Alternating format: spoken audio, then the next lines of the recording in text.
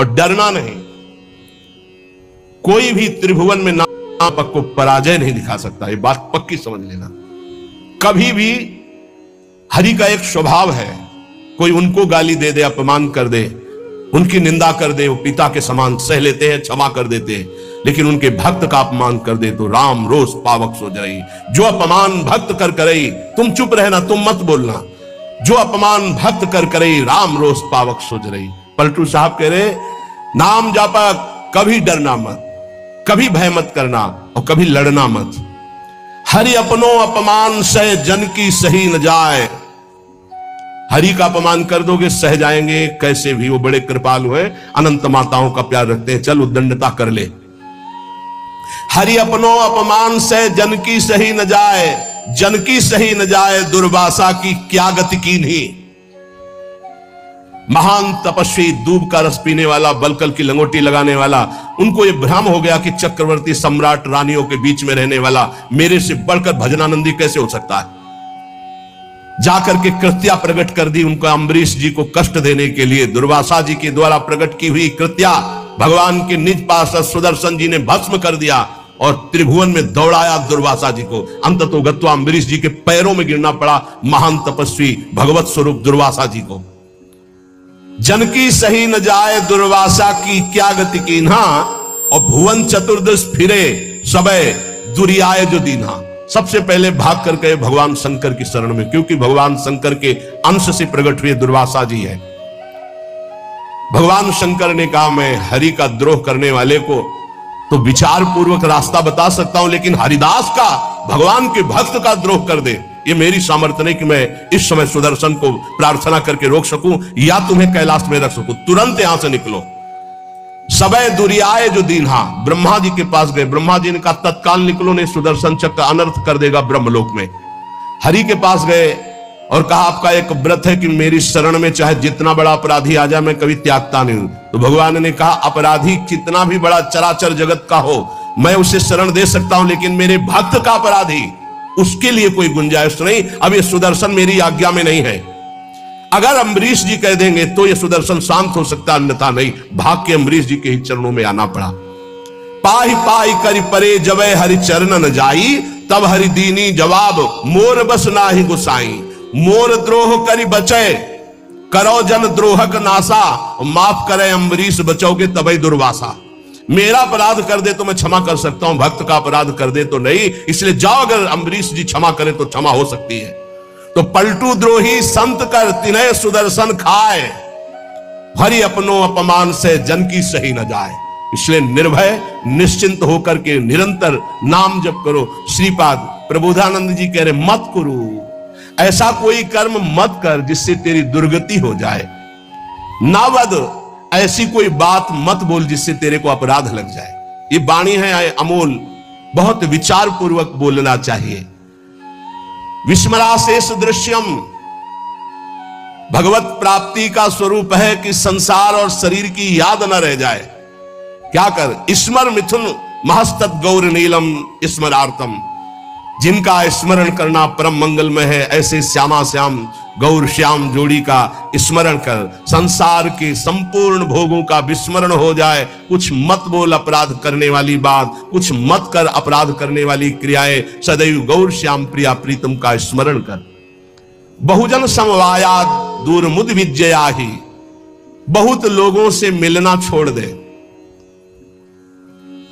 साधक को जिसको भगवत प्राप्ति करनी हो, ये प्रपंच कभी ना पाले, ये प्रचार प्रसार के चक्कर में ना पड़े, प्रवचन के चक्कर में ना पड़े।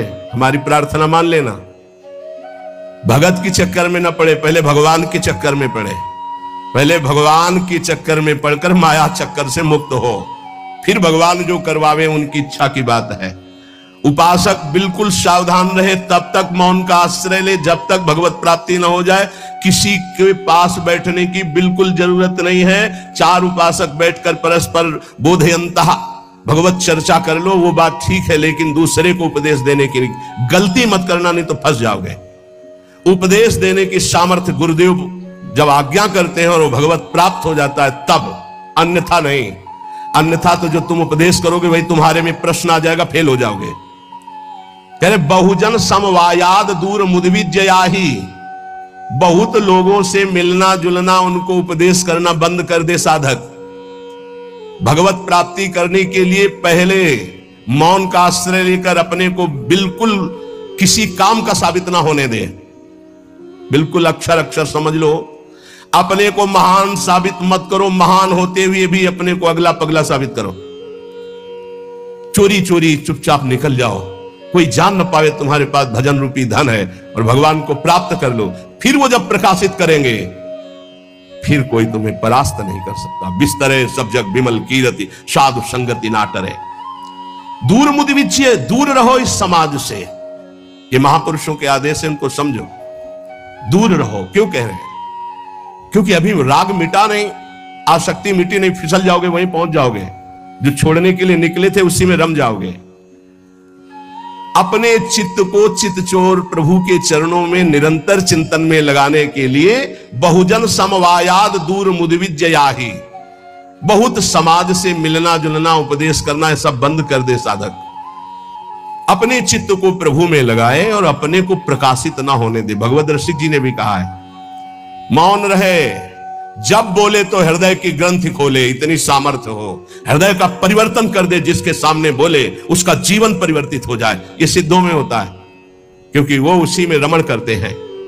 इसलिए हे प्रिय प्रिय निवसतु दिव्य श्रील वृंदावनांतः, अपराकृत चिदानंद में वृंदावन में प्रवेश पाने के लिए प्रगट वृंदावन का आश्रय ले लो।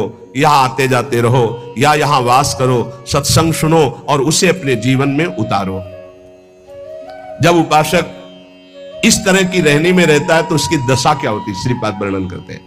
कहते कर निहित कपोलो नित्य मस्त्रोणि मुंचन, परिहत जन संगो रोचमानानुयान,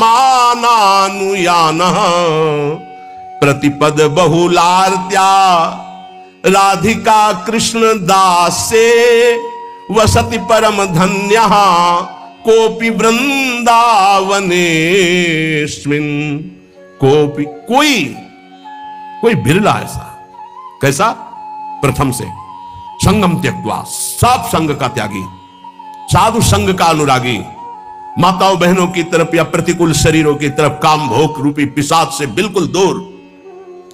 जैसे भी भगवान हमारी देह का निर्वाह करें उसमें राजी, प्रीति पूर्वक प्रभु का निरंतर नाम जप करते हुए, कोई ऐसा कार्य नहीं जो फंसा दे, कोई ऐसी बाणी नहीं जिससे अपराध बन जाए। रात दिन श्यामा श्याम गौर श्याम जोरी का सुमिरन हो रहा है और समस्त व्यवहार से शून्य, बहुजन समवायात दूर मुदविज्य, किसी से किसी भी तरह का कोई संपर्क नहीं। ध्यान से सुनिए, किसी से किसी भी तरह का कोई संपर्क नहीं। और श्री जी की हेतु की कृपा से आप लोगों का ऐसा ही जीवन है, किसी से संपर्क आपका नहीं। अब उसकी दशा क्या होगी जब रात दिन श्यामा श्याम का सुमिरन, संसार का कोई चिंतन नहीं। बोले कर निहित कपोलो नित्य मश्रूणि मुंचन, प्रिया प्रीतम की याद में रो रहा है। परिहृत जन संगो रोच्यमानानुयाना, उसको अब किसी का संग अच्छा नहीं लगता है। बस श्री जी की सेवा, श्री जी का चिंतन, श्री जी के नाम रूप में डूबा हुआ उपासक प्रतिक्षण व्याकुलता पूर्वक श्री श्यामा श्याम को पुकारता रहता है और प्रतिपद बहुलार्त्या राधिका कृष्ण दास से रात दिन श्री जी की सेवा में मगन रहता है। प्रातः से लेकर शयन तक, शयन से लेकर प्रातः तक जो अष्टयाम सेवा अपने यहां श्री जी की चल रही, आठों पहर प्रतिक्षण श्री जी की दास्यता में, सेवा में। प्रतिपद बहुलार्त्या राधिका कृष्ण दास से बहुत बड़ा सौभाग्य है जो आप अपने घरों में ठाकुर जी विराजमान करके, श्री जी विराजमान करके, नाम सेवा विराजमान करके सेवा करते हैं। वो साक्षात सेवा श्री जी की है। ऐसा मत मानो वो साधन है, वो सिद्ध वस्तु है, पर आगे चलकर आपको पता चल जाएगा। सामने रूप हो और नाम का परिचय न हो तो आप जान नहीं सकते ये कौन है। सामने बैठा है, ये कौन है? बोले अमुक है, परिचय मिल गया। नाम से परिचय मिला, ये कौन है? बोले कृष्ण कांता है। अच्छा ये कौन है? बोले मनोहर दास है। ये कौन है? बोले राधा शरण है। नाम ने परिचय बताया, रूप तो सामने रखा है। रूप सामने बैठा, बिना नाम के परिचय नहीं। देखिए रूप नाम आधीना, रूप ज्ञान नहीं नाम विहीना। ऐसे रूप दिखाया जाए, आप परिचय नहीं जानते, और ये भी बताया गया ये अमुक, अच्छा ये अमुक है, नाम ही परिचय देता है रूप का। जैसे कुछ भक्तजन कहते हैं कि मैं भगवान के रूप का ध्यान करता हूं, तो हमारी प्रार्थना है कि रूप का परिचय आपको नाम कराएगा। नाम, अगर नाम का ध्यान नहीं करोगे तो रूप का ध्यान नहीं हो सकता है। पहले नाम जप करते हुए नाम का ध्यान, तो वही रूप प्रकाशित होगा। ये बचपन में गुरुदेव जी ने सिखाया था, और ये कई बार सत्संग में बताया है कि गुरुदेव ने कहा जब नाम जप करते हुए उसमें रूप प्रकाशित हो जाए तो जानना तुम्हारा नाम जप रंग ला रहा है। वो दिमाग में बात बैठ गई थी। गुरुदेव ने कहा था हर श्वास नाम चलना चाहिए बचपन में, बस जीवन भर लक्ष्य यही रहा है कि मेरा नाम निरंतर चले, जो गुरुदेव ने दिया है। उठते बैठते, चलते फिरते, जागते सोते, सब समय नाम का अभ्यास। इसीलिए जब इस पर ध्यान गया तो माला गौड़ हो गया। जब यह ध्यान गया कि निरंतर नाम चलना चाहिए, तो फिर माला में विक्षेप अनुभव होने लगा कि गढ़ना, उसको घुमाना, उसमें इतने। अब जब हमारे जीवन का लक्ष्य यही निरंतर बैठे हैं, चल रहा है, चल रहे हैं या क्रिया में है, जैसी भी स्थिति, गुरु प्रसाद से 40 वर्ष का लगभग अभ्यास, उसी बात का, यही जीवन का सार रहा है। देखी है रूप नाम आधीना, बिना नाम जप किए रूप का अनुभव नहीं कर सकते। देखो माई सुंदरता की सेवा, बोले ध्यान करेंगे श्री जी का। अरे प्यारो ढुम क्षमते ने अच्छी सुखादी नाम तो यह ध्यानगम। इन महापुरुषों की सामर्थ्य नहीं, आपकी क्या सामर्थ्य है। बोले फिर कैसे ध्यान करें? बोले राधा लिखो बार बार, राधा राधा राधा, और एक दिन मुस्कुराती हुई किशोरी जी उसी नाम पे दिखाई देंगी, देख लेना। देखी है रूप नाम आधीना, रूप ज्ञान नहीं नाम विहीना। रूप विशेष नाम बिनु जाने, करतल गत ना परहि पहचाने। सुमिरिय नाम, ओह पूरा सार बात रख दी। सुमिरिय नाम रूप बिनु देखे, आवत हृदय स्नेह बिसेखे। कई बार सत्संग में कहा है, महात्मा गांधी जी का एक भाषण होना था, राष्ट्र स्वतंत्रता का पूरा विधान वो रचते थे। बहुत से भारतीय उस भाषण में सम्मिलित होने जा रहे थे, तो कुछ गांव के लोग भी उसी डिब्बे पे बैठ गए जिसमें महात्मा गांधी। परिचय नहीं था उनका, ऐसे गांधी जी बैठे थे, गांव के ऐसे बैठे, बहुत साधारण जीवन, असाधारण सोच। वो बीड़ी सिगरेट गांव के लोगों ने मना किया, उनका घाट तो चुप कर दी। अब जे भी स्टेशन आया, महात्मा गांधी की जय, और वो उतरे जयमाला। अरे मैं जिनके दर्शन करने जा रहा था उनका रूप तो सामने था, केवल नाम का परिचय नहीं था कि कौन, बोले महात्मा गांधी। तो रूप सामने था, अपमान कर दिया, अवहेलना कर दी। उनके सामने धूम्रपान कर रहे, मना किया जनों ने, लेकिन माने नहीं, तो गांधी जी ने उनको ऐसे रोक दिया। रूप सामने है पर नाम का परिचय नहीं है तो क्या? जब जाना महात्मा गांधी की जय बोली गई, यही है महत्व। तो अरे इनके हम भाषण सुनने जाए, हमारे सामने बैठे, पैरों में माथा रख देते, उनसे बात करते, इतने नजदीक, नाम के बिना पहचान नहीं हुई, रूप सामने बैठा था। रूप विशेष नाम बिनु जाने, करतल गत न परहि पहचाने। हाथ में रूप हो पर नाम का परिचय नहीं तो आप जान नहीं सकते ये कौन है। जब नाम आया तब परिचय हुआ। तो ऐसे सुमिरिय नाम रूप बिनु देखे, आवत हृदय स्नेह बिसेखे। आप भाव से सुमिरन करो, राधा राधा राधा, तो ये नाम रूप को हृदय में प्रकाशित कर देगा। गोस्वामी जी कह रहे हैं सुमिरिय नाम रूप बिनु देखे, रूप देखा नहीं। और आपसे सच्ची कहते हैं, त्रिभुवन में ऐसी कोई स्याही नहीं बनी जिससे प्रभु के रूप की रचना की जाए। जिनकी नख कांति सहस्त्र कोटि सूर्य संप्रभा, हजारों करोड़ों सूर्य एक साथ उदय हो तो नख कांति के तेज की बराबरी। उन प्रभु को कैसे, कौन सी स्याही बनी है जिससे हम वो नीलिमा जो प्रकृति से अतीत सच्चिदानंद रूपाय, प्रभु कैसे सच्चिदानंद रूपाय, उस सच्चिदानंद रूप के लिए प्राकृतिक स्याही कैसे हो सकती है? जैसे उदाहरण में भगवान के श्रीअंग कांति कैसे, वो इसलिए नवीन जलधर, बस वर्षा होने वाली है ऐसा मेघ। तो ऐसे हजारों बार मेघ देख लिए तो क्या हमें भगवत साक्षात्कार का आनंद मिला क्या? नहीं। भगवान की अंग कांति कैसे? श्री राम जी के लिए गोस्वामी तुलसीदास केकी कंठाभ नीलम, मोर की जो कंठ की नीलिमा है, बोले ऐसा कुछ। तो क्या मोर के कंठ की नीलिमा देख ली तो श्री कृष्ण की अंग कांति देख ली क्या? हरिजू की अंग कांति? नहीं, ये सब प्राकृतिक है, उदाहरण ही नहीं बैठता। कैसे हैं वो? बोले कृष्ण कृष्ण कृष्ण रटो, वो जैसे के तैसे पूरे आ जाएंगे। करोड़ काम मूर्छित हो जाए ऐसे सुंदर हैं। तो ऐसी कोई स्याही है क्या? ऐसे करोड़ कामों को मूर्छित करने वाले श्री लालजू लाडलीजू के रूप को देखकर प्रेम बेशुद्ध हो जाते हैं। उन लाडलीजू के लिए ऐसी कौन गौर कांति है स्याही कोई ऐसी त्रिभुवन में? देखो कैसा रूप है। बोले पीता अरुण छवि मनंत तडिल लताभाम, अनंत बिजलियों की कांति पीत और अरुणिमा लिए हुए। कौन सी स्याही है? एक बिजली को उतार के दिखाओ। प्रभु की जो रूप माधुरी है वो केवल नाम जानता, केवल नाम, राधा नाम जानता है, कृष्ण नाम जानता है। वो बड़े धन्य भाग उपासक है जो एक बात समझकर नाम का ध्यान करते और नाम का जप करते। तो बोले सुमिरिय नाम रूप बिनु देखे, आवत हृदय स्नेह विसेखे। नाम जपते जपते जब नाम में प्रेम हो जाता है, प्रेम पूर्वक जब नाम जपते हैं तो भगवान का रूप, प्रियाजू का रूप हमारे हृदय में प्रकाशित हो जाता है। जो इस तरह से अपने जीवन को प्रभु में लगाता है वो महान दुर्लभ वृंदावन नित्य विहार रस के प्रेम को प्राप्त कर लेता है।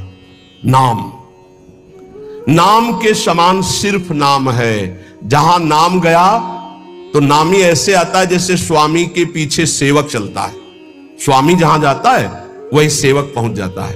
गोस्वामी जी बहुत सुंदर नाम की महिमा का वर्णन करते हुए कहते हैं, समुझत सरीस नाम अरुनामी, प्रीति परस्पर प्रभु अनुगामी, नाम रूप द्वि ईश उपाधि, अकथ अनादि सुसामुझी साधी, को बड़ छोट कहत अपराधु, सुनी गुण भेद समुझी है साधु, देखी है रूप नाम आधीना, रूप ज्ञान नहीं नाम बिहीना। महाराष्ट्र के कुछ महाभागवत जलाकर यही प्रश्न किया था कि दो चौपाई को बड़ छोट कहत अपराधु ये, और देखिए रूप नाम आधीना। गोस्वामी जी कह रहे हैं शास्त्र सम्मत बात है कि नाम और नामी एक है। समुझत सरिस नाम और नामी, सब संतों ने सब शास्त्रों ने एक मत में कहा है, जेई कृष्ण तेई नाम। जो कृष्ण है वही कृष्ण नाम है, जो राधा वही राधा नाम में आपकी जिह्वा पे है। यद्यपि सबने ऐसा कहा है कि नाम और नामी अभेद है, पर गोस्वामी जी कहते हैं अभेद होते हुए भी भेद देखा है। क्या भेद देखा है? स्वामी और सेवक का। अर्थात नाम स्वामी है और नामी सेवक है। जहां स्वामी पहुंचता है तो अनुगामी होता है सेवक, पीछे पीछे चलता है। पहले नाम फिर नामी आता है। किसी को भी कहीं भी भगवत साक्षात्कार हुआ है तो पहले नाम राधा राधा राधा, कृष्ण कृष्ण कृष्ण, राम कृष्ण हरि, तब वो आए हैं। ये बात पकड़ लो। स्वामी आ गया, सेवक कहां छुपेगा? नाम स्वामी है, नामी सेवक है। जहां नाम गया वहां नामी को आना पड़ेगा, आना पड़ेगा पक्का। नाम पकड़े रहो, नाम न छूटने पावे। आगे कह रहे प्रभु का नाम, स्वामी और प्रभु नाम का अनुगमन करते हैं, नाम के पीछे रहते हैं। नाम और रूप दोनों प्रभु ही के ही उपाधि है, अनिर्वचनीय है, एक ही है, सुंदर है। एक ही होते हुए भी इनमें यह भेद है कि नाम स्वामी और नामी सेवक है। प्रगट में देख लो, नाम जापकों के पास भगवान सेवा करते हुए स्वयं पाए गए, क्योंकि वो नाम जप कर रहे हैं। बहुत बहुत से उदाहरण ऐसे हैं। अर्जुन जी की सेवा में स्वयं सच्चिदानंद प्रभु श्री कृष्ण पंखा जल रहे, कृष्ण कृष्ण कृष्ण कृष्ण कृष्ण नाम निकल रहा है। कैसा अद्भुत प्रभाव। आप कह रहे हैं कि वैसे अपराध लगता है, कोबड़ छोट कहत अपराधु, कि नाम बड़ा कि नामी बड़ा, तो इसमें कहने में अपराध सा लगता है क्योंकि मेरे इष्ट का ही नाम है, इष्ट का ही रूप है। पर फिर भी भेद है, ये साधु जन समझेंगे।